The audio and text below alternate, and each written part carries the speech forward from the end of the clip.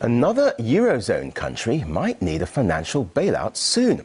Italy, which is the third largest economy that uses the euro currency, has started plunging in the same direction as Greece and Ireland.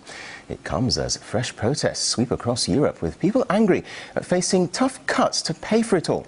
Well, let's talk more on this with European Parliament member Nigel Farage, who's the leader of the UK Independence Party. Thank you very much indeed for joining us here on RT. Now, good morning. The bailout candidate list seems to be lengthening, doesn't it? As well as Portugal and Spain, Italy seems to be in a precarious position. Now, if the third largest economy succumbs, could that wipe out the euro, in your opinion?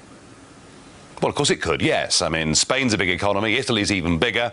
I mean, what we have here is we have the bond markets sending us warning signals. I mean, think of them as the canary in the mine shaft, if you like.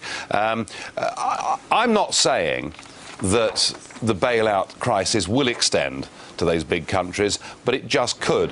And certainly, if Spain went down, remember that the debt they've got is about 7 times the size of Ireland, so we'd be talking there about 350 billion euros, and Italy bigger still. And so you get to a point where there is no more bailout money, and where the euro in its current form would cease to exist. I don't know whether that will happen in the next few weeks, but it remains a real possibility, yes. And of course, there are also fears about Portugal. It's thought that Portugal's under pressure to ask for assistance, and an Irish minister says that Dublin was forced to take the bailout. So is there a clash here between political pride and the cold economics of the European Central Bank?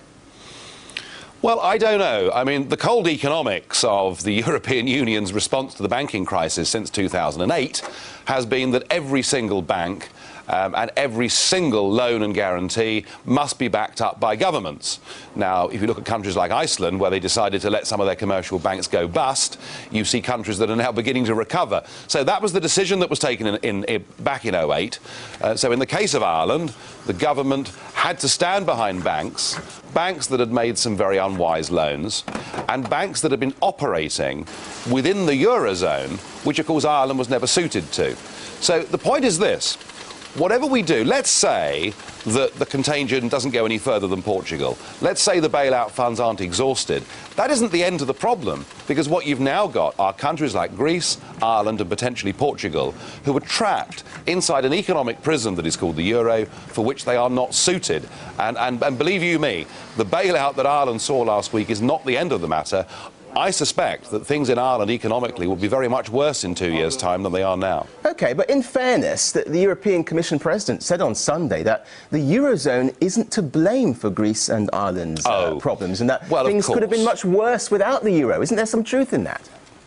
There is not a single piece of evidence for those claims by Barroso or Van Rompuy whatsoever. Listen, when Ireland joined the euro, there were people like me saying there was no benefit for the country, as most of their overseas trade was denominated in sterling or dollars anyway, and that to join the euro, they would have to have artificially low interest rates.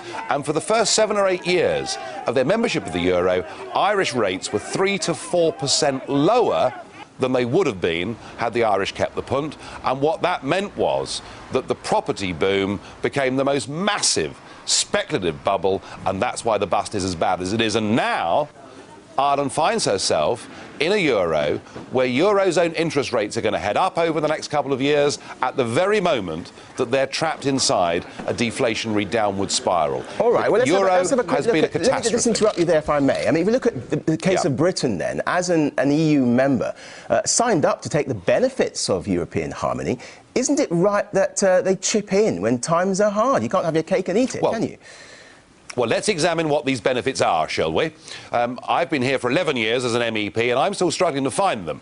Because if what we're talking about is free trade, is the ability of companies to buy and sell goods from our next-door neighbouring countries, look, the Swiss do that without being EU members. The Norwegians do that without being EU members. So if what the United Kingdom wants is free trade, she can have that without being part of a club that makes 3,000 new rules for us every year and costs us a membership fee of nearly £50 million a day. And the £7 billion that the British government has said it will guarantee for the Irish, frankly, is money poured down the drain. What we should be doing is saying to our friends in Ireland, we will help you come out of the euro and get back to having your own currency. Otherwise, frankly, we're wasting this money.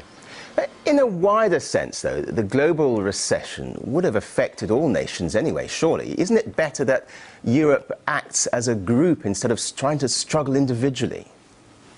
Look, of course there's been a global recession. Of course everybody's been affected. But the point about this is that we're going for economic and monetary union across the European Union with countries that have such different and divergent currencies. I mean, we learnt ourselves with the exchange rate mechanism 20 years ago that we weren't suited to it. Sadly, for the Greeks, the Irish, and probably soon the Portuguese, they're having to learn the hard way. And what you need in a recession and what you need in a global economy, which we're now living in, is you need flexibility and adaptability. And when you join the euro, you give away control over interest rates. And now that they've been bailed out, they've given away the ability to decide their own budgets. Greece and Ireland have now become protectorates of the European Union. They've lost their democracy, they've lost their self-government, and I'm deeply fearful. I mean, I do feel that extreme political groups, even violent political groups, will now be on the rise, because if people feel they can't alter their own destiny by voting, what are they left with? Let's turn to Germany then. And German taxpayers seem to be bearing quite a lot of the burden for all these bailouts. How long do you think it will be before the Germans become angry enough to stop paying out for other countries' failures? You mentioned anger there. Yeah, well, I'm married to a German, and she'll tell you that they've paid a very big bill since 1990 to reintegrate Eastern Germany back into Western Germany. They're now being asked to pay a bill many times the size of that to bail out countries like Greece and Ireland and Portugal and who knows who else. There is no question that had the German people been asked, did they want to give up the Deutschmark and take the euro, there would have been an overwhelming no. But in Germany, as around the rest of Europe, we have a political class that has attempted to impose its own worldview on people without ever asking their opinion. I was in Germany a couple of months ago in Berlin. I spoke at a meeting of people who want the Deutschmark back, and I was impressed. There were lawyers, university professors, hedge fund managers, some very serious people in the room saying, we want to get the hell out of the euro, we want the Deutschmark back. Now, Angela Merkel is playing a clever game because she was the first person to suggest that perhaps the private holders of bonds in Ireland and Greece may not get the full face value of their bonds back when it comes to maturity. That sends a message that maybe it won't just be German taxpayers that have to bail things out, and that's why she did it. I mean, frankly, if Germany said, we've had enough of this, that would be the end of the euro. I don't think we've reached that moment politically yet. I think it's more likely that Greece and Ireland will be ejected, but don't expect the Germans to bankroll the EU forever. They simply won't do it. You say ejected there. Do you think any country would voluntarily leave the euro and to have their currency devalued? Well, they should do, but of course they won't, because what you have in Ireland and what you have in Greece are the same kind of political class that we have across the rest of Europe, and they've been set on this path of creating a European state for several decades now. They can't admit to themselves or their publics that they've got it horribly wrong. They can't admit that what we should be doing in Europe is having a trade organisation where we cooperate together but don't attempt political union. So no, they're not going to do it. And what we're going to see the rise of new political parties. We're going to see some massive changes in European politics over the next couple of years. I hope and pray that it won't be extreme nationalist groups that benefit from this, but I fear that it may be. I mean, despite all the troubles, for example, Estonia is looking to join the euro by 2011, I should say. Why would the zone accept new members amid all this struggle? Oh, because this is an empire. Mr. Barroso once said, I think 2 years ago, he said that the European Union was the first ever non-military empire. And what empires try to do is expand. So they'll have Estonia into the euro, and they'll try and make Croatia join the European Union next year or the year after. They think that all the while they're expanding, people will say, well, it must be going well, and it'll take their attention away from what's going on within. Sadly, it's too late. And all the opinion polls show that in Germany, in Greece, in Britain, in Ireland, and right across the European Union, increasingly the publics of Europe are holding the political class that have done this to them in increasing contempt. OK, we'll have to leave it there. Nigel Farage, thank you very much indeed for your forthright views here live on RT.